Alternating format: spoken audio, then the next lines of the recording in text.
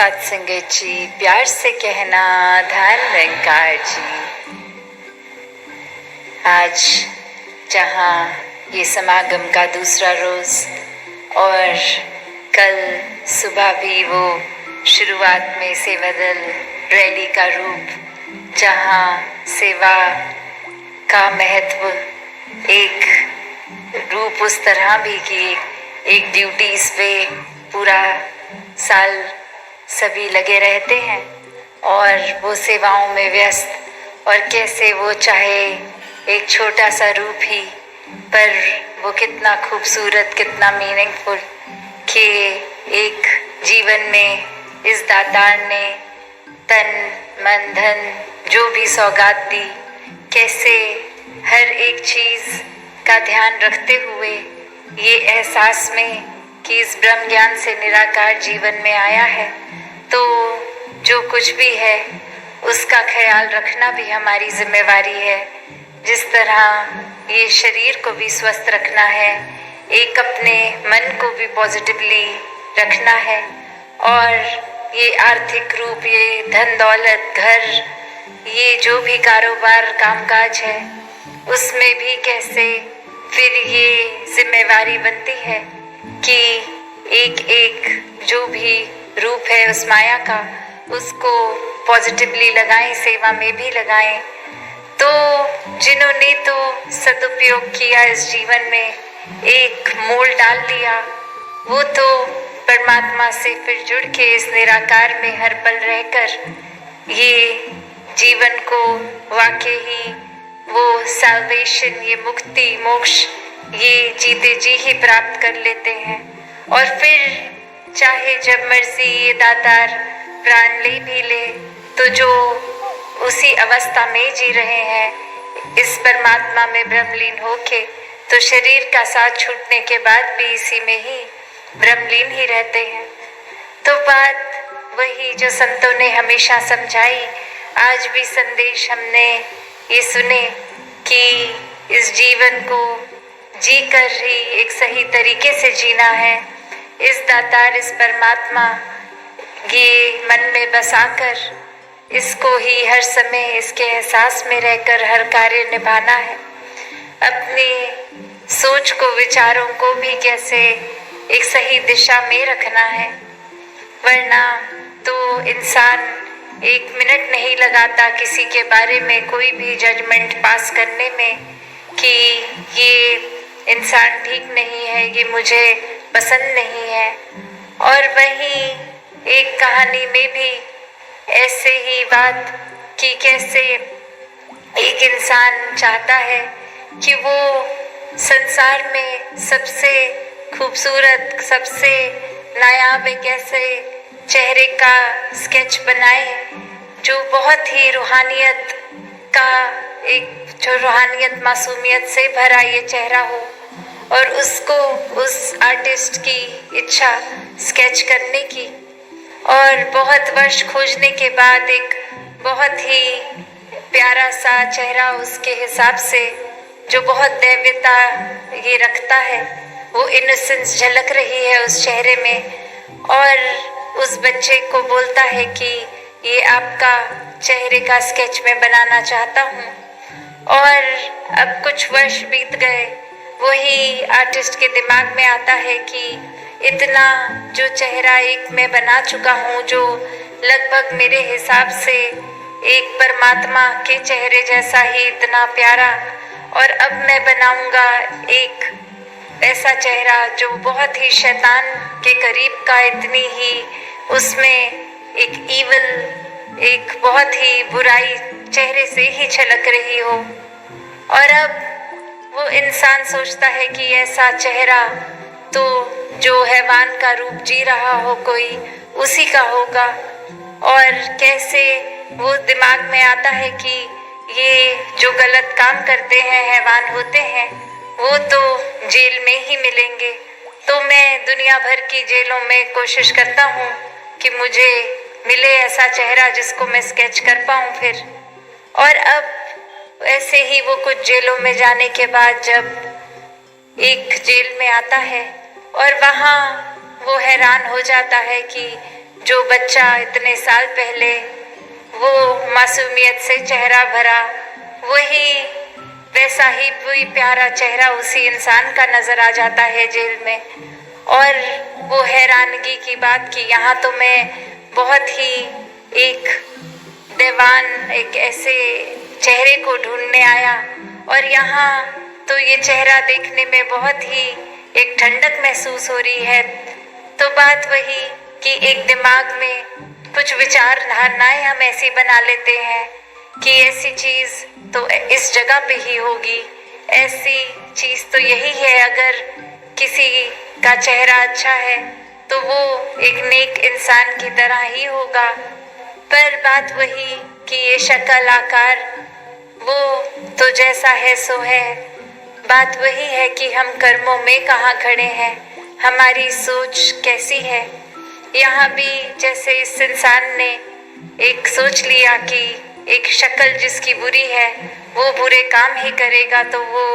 Jail में मिलेगा, पर वहाँ तो उसको सुंदर शक्लें भी मिल रही हैं। तो बात वही, हम कैसे अपने जीवन में भी कोई भी वजह बना लेते हैं जहाँ एक इंसान से हमें कुछ एक उम्मीद है, या फिर हमारा सोच उस तरह का है कि हम सोचते हैं कि वो इंसान ये कर सकता है, ये नहीं कर सकता, या एक खुद ही जज कर दिया उस इंसान को, उसके लिए डिसाइड कर दिया कि ये अवगुण होंगे उसमें या ये गुण होंगे उसमें। तो कैसे सिर्फ ये अपनी सोच विचार धारणा से ही हम बहुत आसानी से किसी को कोई लेबल दे देते हैं, कोई उसके आगे एक ऐसा ठप्पा मार देते हैं कि ये तो ऐसा ही है। और जब उसकी वजह में सोचें तो बस इसलिए घोषित कर दिया क्योंकि हमें ऐसा लगा। तो बात वही कि हम अपनी सोच में कितने तंग हैं, ये नज़रिया, ये दृष्टिकोण हमारा कितना, ये नैरो माइंडेडनेस हमारी, वो एक छोटे से दायरे में बात रहने वाली। और यहाँ खुद जब सोचें कि अपनी तो लाख गलतियाँ करने के बाद जो कुछ पता भी लगती हैं, हम कैसे अपने दिमाग में खुद को दलील दे देते हैं कि हाँ ये गलती तो मुझसे हुई, पर ये वजह थी मेरी गलती की, ऐसे तो मैंने नहीं कर दी इस कारण के वजह से। और वही सामने वाले इंसान ने अगर कुछ गलती से भूल से कुछ ऐसा किया जो हमें ठीक ना लगे, तो उसकी माफ़ी मांगने के बाद भी इतने पक्के होते हैं कि हम तो जीवन भर इस इंसान को माफ़ नहीं करेंगे। और वहीं अपनी गलती पे तो एक सेकंड नहीं लगाते कि वो खुद हम ओवरलुक कर देते हैं, और दूसरे के टाइम इतना बड़ा एक मैग्नीफाइंग ग्लास की तरह लगा के फिर बारीकियों में जाके चीज़ को इतना खोद कर निकाल कर इतनी बड़ी राई का पहाड़ बनाना जैसे। तो कैसे हम बहुत जल्दी एक अपनी चीज़ों को तो, अपनी कमियों को तो नज़रअंदाज कर देते हैं, और दूसरे इंसान में कमी ना भी हो तो हमारा दिमाग कैसे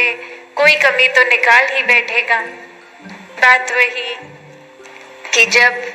ये निराकार परमात्मा ने सोच दी है तो उसको पॉजिटिव ही रखें, मन में इमोशंस भाव आने की क्षमता रखी है, तो कैसे हर एक के प्रति प्रीत प्यार सत्कार आदर विनम्रता ऐसे प्यारे भाव रखें, हर किसी के प्रति फिर ये परमात्मा से अरदास, ये क्षमा का भाव रखते हुए हर एक के प्रति रखें कि किसी ने कुछ किया भी तो ये बेनिफिट ऑफ द डाउट देकर वो बात निकाल दी गई कि इस वजह से हो गया होगा। अपनी इस दिमाग को हम उस कमी की ओर ना उनकी अच्छाइयों की ओर लगा के रखें। कैसे फिर ये दिल भी नफरत चुगली निंदा इन सब से दूर रहता है कि किसी की बुराई सुनने में दिलचस्पी नहीं होती, बस किस तरह ये परमात्मा की बात हो, एक अच्छाई की बात हो, पॉजिटिव बात हो, ये जो इंसानियत के काम आने वाली मानवीय गुणों से युक्त ऐसी बातें हों। कैसे फिर ऐसा व्यक्ति तो हर समय खुद भी जहाँ बहुत ही नेक, एक पॉजिटिव बनता रहेगा, वहीं वो पॉजिटिविटी भी बिखेरेगा, एक अच्छाई, शीतलता, ठंडक, ऐसा माहौल अपने आप अपने आसपास उसके बनता जाता है, क्योंकि उस इंसान के अंदर वो सब गुण है। तो बात वही, जितना ज़्यादा इस परमात्मा को हम अपने हृदय में बसाते हैं, इसके हो जाते हैं और इसी के रंग में फिर एक मिक होना,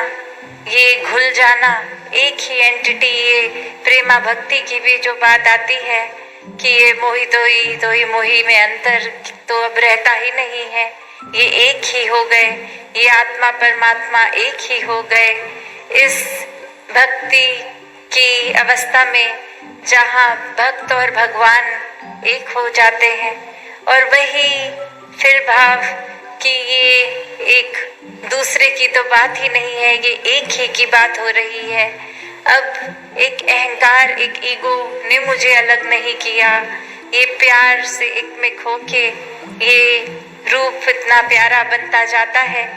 तो फिर एक दृष्टिकोण भी एक प्यार का ही बनता है। फिर हर किसी के प्रति हमारी ये इच्छा रहती है कि कैसे ये प्यार हर एक तक पहुँचे, ये दुनिया दूर कर दे वो सारे कारण जो एक किसी तरह भी दिलों में दीवार खड़ी कर रहे हैं। कैसे स्वाभाविक ही एक दिल से दूसरे दिल तक हम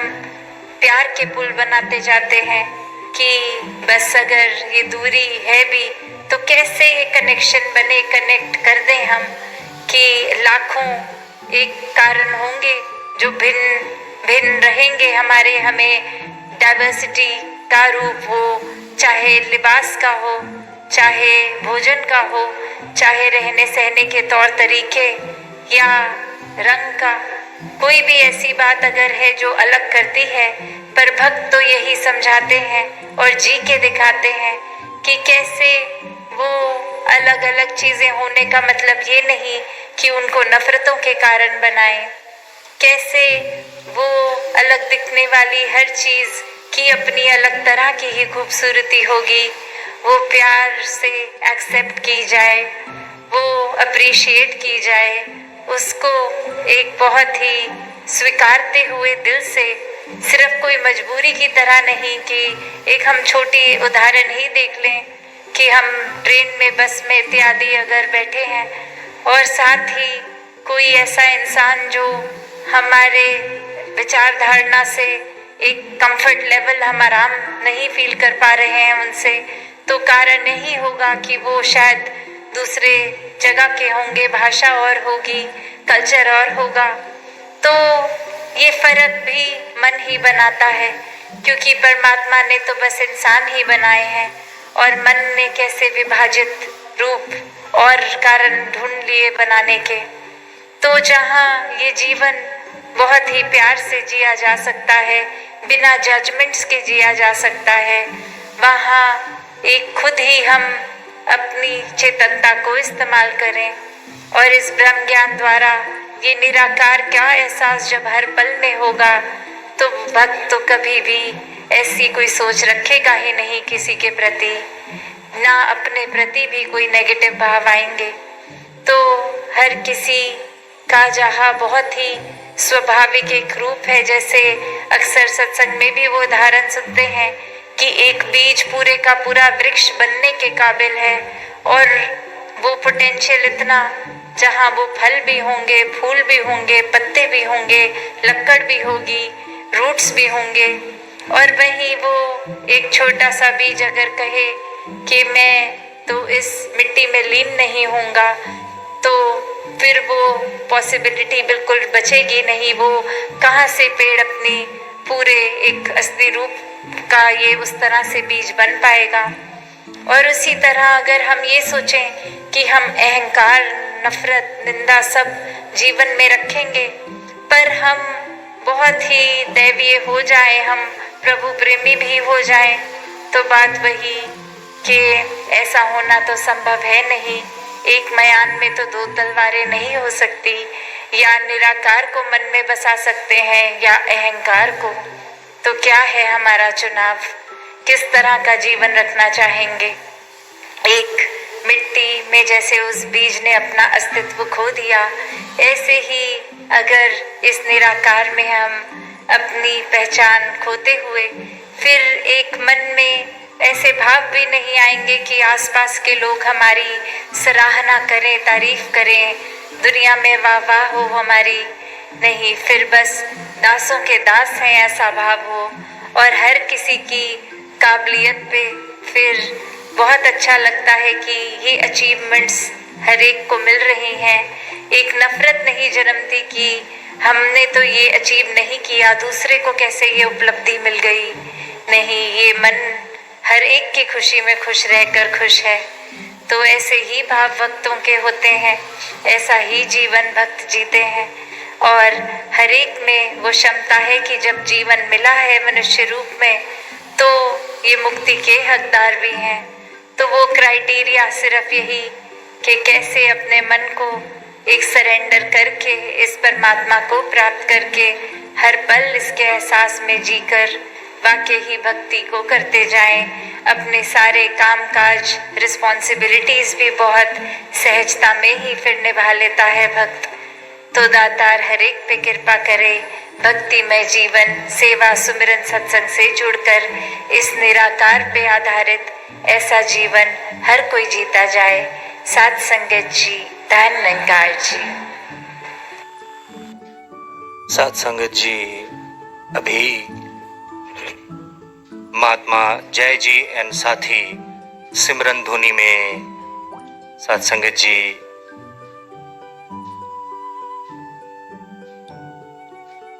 इनके साथ साथ हम सभी सिमरन धुनी में शामिल होंगे जी।